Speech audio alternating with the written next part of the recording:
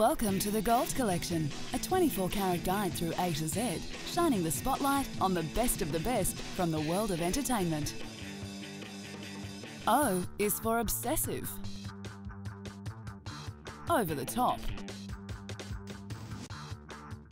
one of a kind, Obituaries, Orphans, Oddball, Olympics, and more.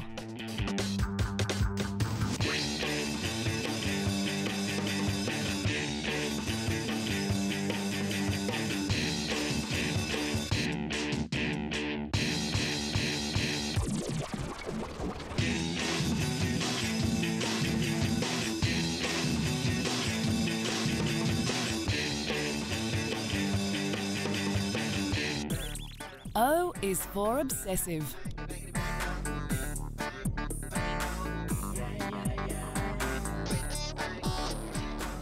Nicolas Cage's character in Matchstick Men is what most of us would call a little obsessive. He's an agoraphobic, obsessive-compulsive pill popper. Obviously, I have a lot of tics. These distractions affected you workably? What would you do if you had to change careers? What, if I wasn't an antiques broker? If you weren't a criminal? Whenever Roy gets upset, his tics and obsession with smoking and cleanliness kick in. Blinking, grunting and chain-smoking were just a few of the compulsive traits of this paranoid con artist. So I'm clearly allowed to have them. Now I just need 4 or 5 of them to cover me for the weekend. The thriller Wicker Park tells the story of both love and obsession. Been in love before, haven't you?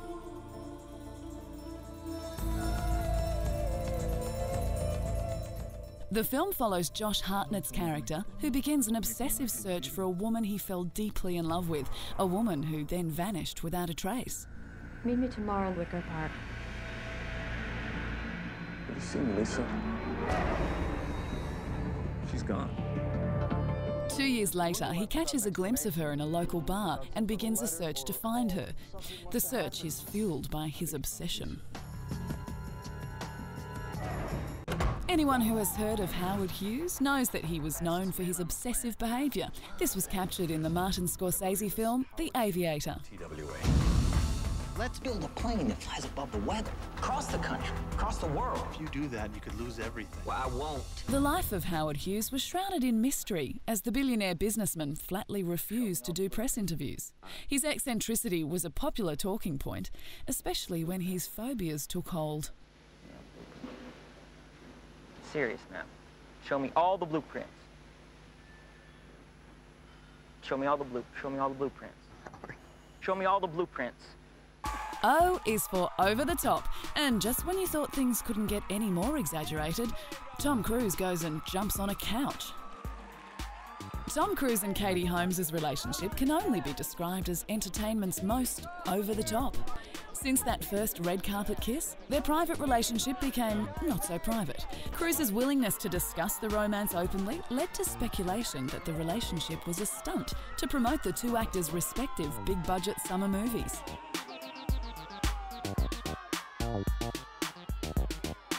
It didn't help that he then went and jumped uncontrollably on a couple of couches. During this time, Tom said of Katie, I'm in love, I can't be cool. Need we say any more? Our next over-the-top celebrity is Jim Carrey. Jim is known for his wacky characters, commitment to roles, and also for his over-the-top, yet entertaining acceptance speeches. Well, I thank you. My inner child thanks you. His name is Eugene. Jim made a career for himself playing over-the-top characters in over-the-top comedies. Some of his most popular films are The Mask, Liar Liar, and Bruce Almighty. His oddball characters have given laughter pains to viewers everywhere.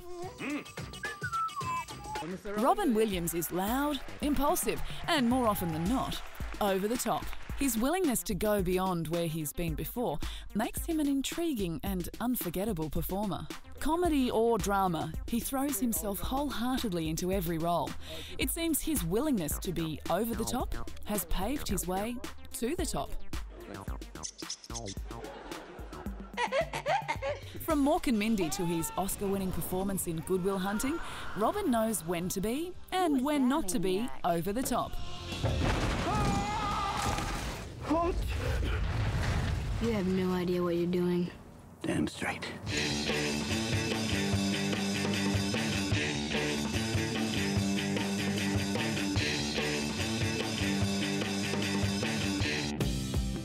O is for one of a kind.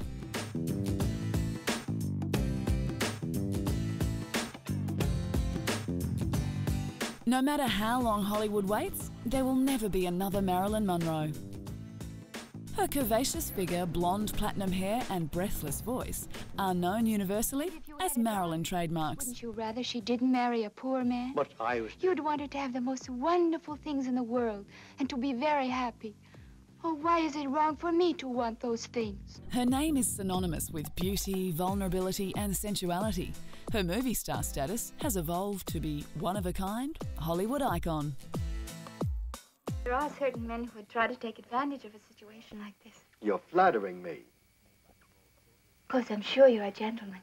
Another celebrity who can never be replaced is Muppet creator Jim Henson.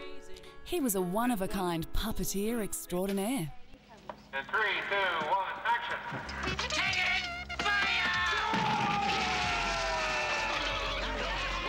Ambrosius, turn around! Ambrosius, turn about! Quick, this way! All right, charge! Since the 1950s, Jim's innovative breed of puppets have been entertaining audiences generation after generation. I mean, I do. I speak the language of that country. If he's taught us anything, it's that it's not easy being green. There's another bear that speaks for you.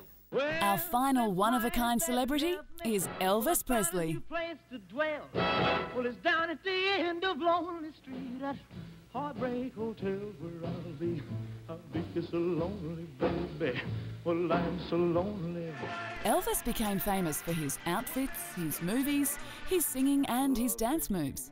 While there may be thousands of imitators, there's no replacing the one-of-a-kind, the king, Elvis Presley.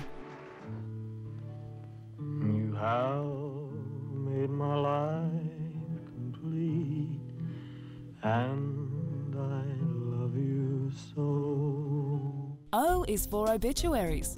Let's look at a few famous faces who are no longer with us.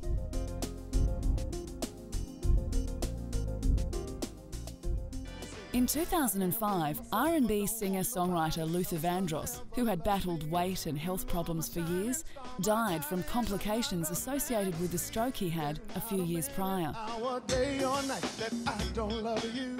You're at the top of my list 'cause I'm always thinking of you. Unlike other male singers, Vandross was unafraid to express his insecurities, and his legions of female fans adored him for his honesty.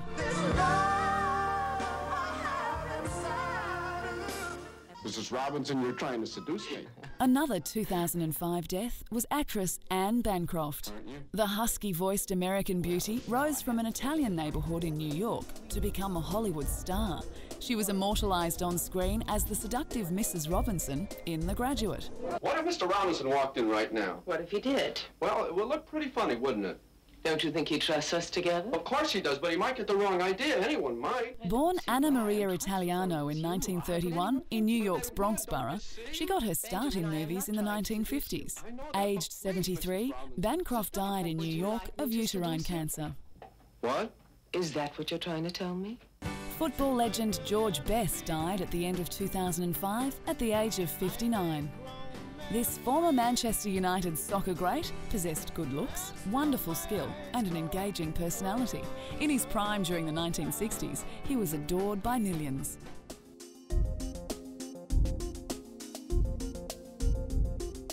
Georgie was an integral part of the great Manchester United side which won the European Cup in 1968, and this Belfast-born forward, with his long hair and cheeky smile, epitomised Britain's swinging 60s.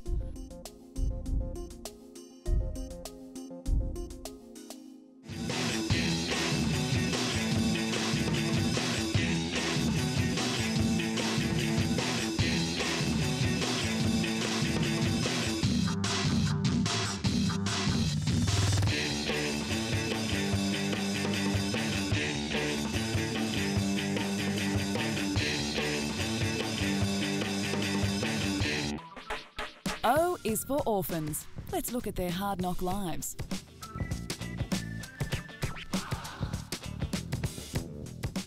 Our first orphan is well-loved Oliver Twist. Oliver was abandoned as a child and forced to live in a workhouse under the watchful eye of Mr. Bumble, who cheats the boys out of their already meagre rations. You know you've got no father or mother and that you were brought up by the parish? Yes, sir.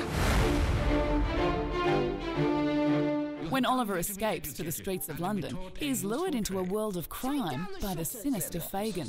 Oliver is finally rescued by the kindly Mr. Brownlow and believes he may have, at long last, found a good home and a good life. His mother, father, and all his relations just let him alone. Our next orphan is the magical Harry Potter. 194.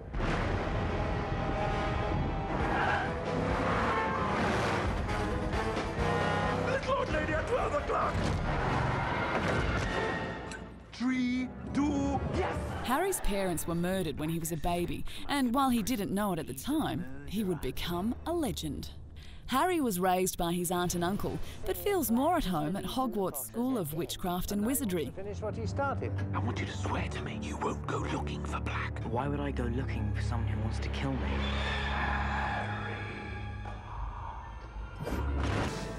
Our final orphans are the Baudelaire children.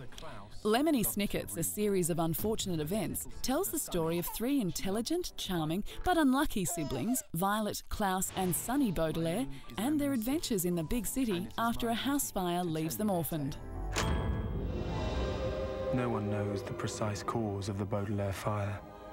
And just like that, the Baudelaire children became the Baudelaire orphans. I'm taking you to live with your closest relative. And he's an actor by trade, isn't that exciting? It seems all fictional orphans are destined to have a life of hard knocks. O is for Oddball.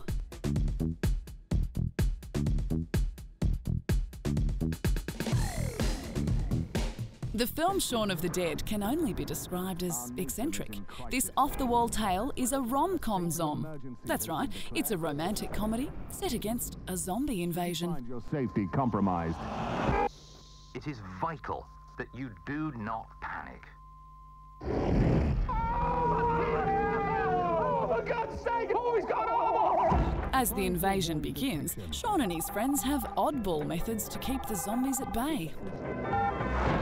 Sign of the time. Definitely not. The Batman soundtrack. Throw it. Okay. Oh, dire straits. Throw it. Designer Vivien Westwood is radical, shocking, and a bit of an oddball. She's ahead of her time with her designs encapsulating a particular kind of British style, combining fearless nonconformity with a sense of tradition.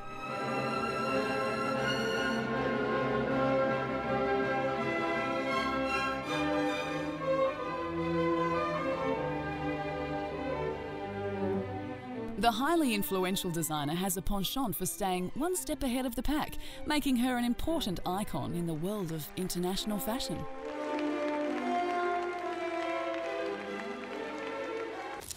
Our final oddball is the character Napoleon Dynamite. Napoleon, give me some of your tots. No, go find your own. Come on, give me some of your tots. No, I'm freaking starved. I didn't get to eat anything today. Oh, God. Gross. Freaking idiot. Napoleon lives with his grandma and 32-year-old brother.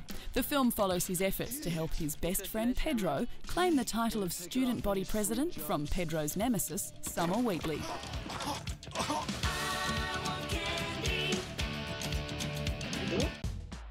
O is for Olympics.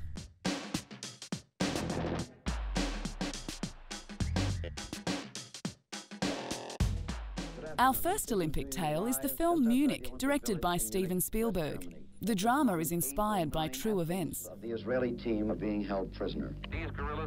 Spielberg said the story of Israel's revenge for the killing of its athletes by Palestinian guerrillas at the 1972 Olympics is about humanity more than vengeance.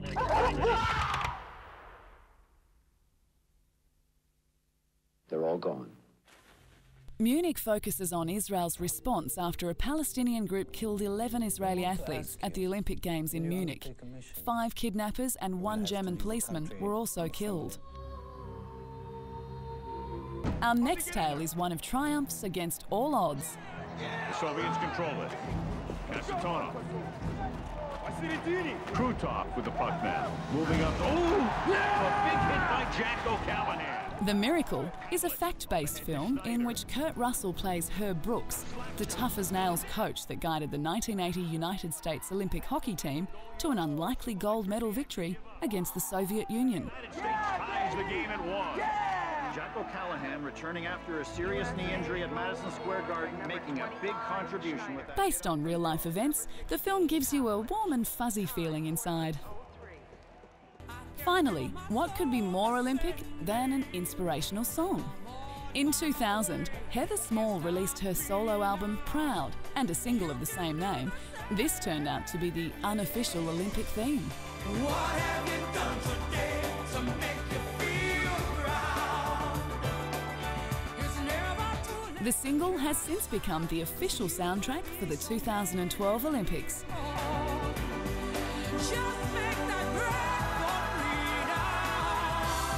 So what have you done today to make you feel proud? Anyone else feel inspired?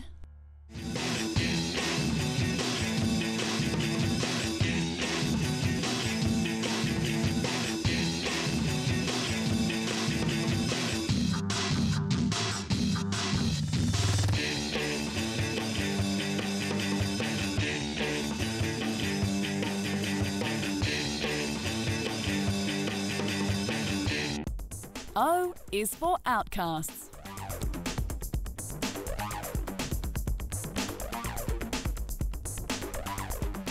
One group of outcasts who live on the edge of society is the characters in the X-Men series. All 3 films explore the ongoing themes of tolerance and fear of the unknown, which have been a part of the X-Men universe since Stan Lee created the comic characters 40 years ago. They wish to cure us, but I say we are the cure. A conflict between the better and worse angels of our very The X-Men films look at the trials and tribulations of the planet's smartest collection of misfits. There will be no going back. Serial killer Aileen Wurnos, whose life was captured in the film Monster, was one of society's outcasts. I always wanted to be in the movies. I guess you could call me a real romantic. Yeah, I had a lot of dreams. By the time I met Selby Wall, all I wanted was a beer. In the film, which was based on a true story, Charlize Theron played the overweight highway prostitute executed in 2002 for killing 6 men. Wurnos confessed to the 6 murders, including a policeman, but she claimed to have killed only in self-defence, resisting violent assaults while working on the highway. Our final outcast is the character Patrick Kitten Brady, played by Cillian Murphy. The film Breakfast on Pluto is an adaptation of Patrick McCabe's novel of the same name. The real mother was in London. What'd she look like? The most beautiful girl in the town. Not many people can take the tale of Patrick Kitten Brady. Kitten, after seeing kitten. Cillian plays Brady, a foster kid yearning to find his mother. When Brady grows up, he leaves Ireland for London, where he hooks up with a gay magician. He is reborn as a transvestite cabaret singer. O is for ostentatious.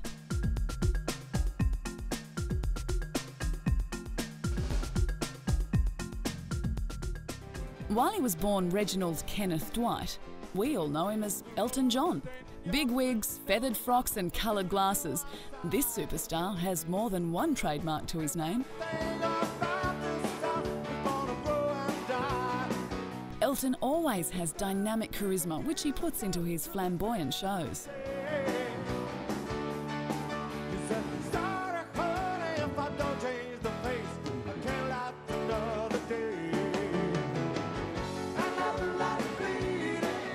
With Elton, you're guaranteed to be treated to one ostentatious show.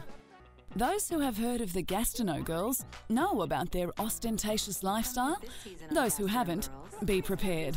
The girls are self-confessed glamourites with nothing better to do than fall in love, mingle with the stars, and thanks to the reality TV show, dabble in professions they have no qualifications for. But can they really deliver? We have yet to create a podcast hosted by a celebrity.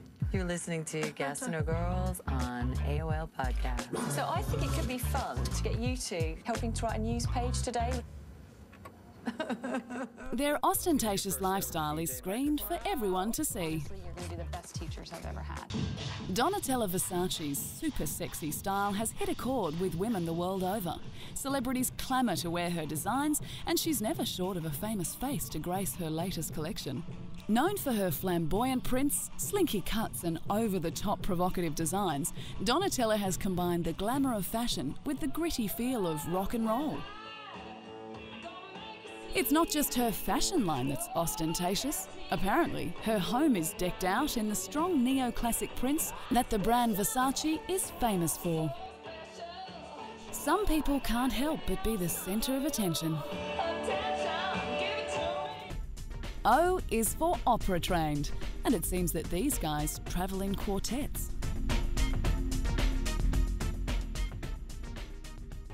The opera-trained multinational group Il Divo first experienced success when they appeared on UK chat show Parkinson in September 2004.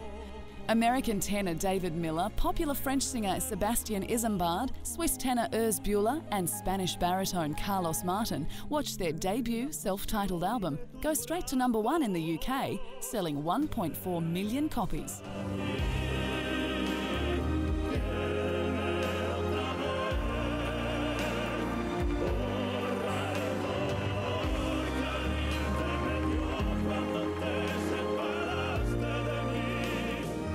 Our second opera quartet is G4. It must come true sometime soon, somehow. G4 originally met as a busking group who sang live across London.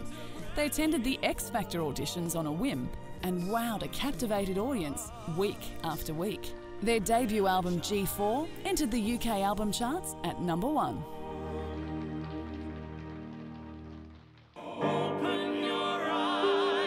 They borrowed this song from another famous quartet. Queen's frontman Freddie Mercury often used operatic techniques in the songs he wrote. Because I'm easy come, easy go, little high, little low. Anyway the wind blows doesn't really matter. Mixing glam rock, hard rock and a little opera, the group's elaborate multi-tracked recordings and in-your-face songs resulted in worldwide sales of over 130 million records.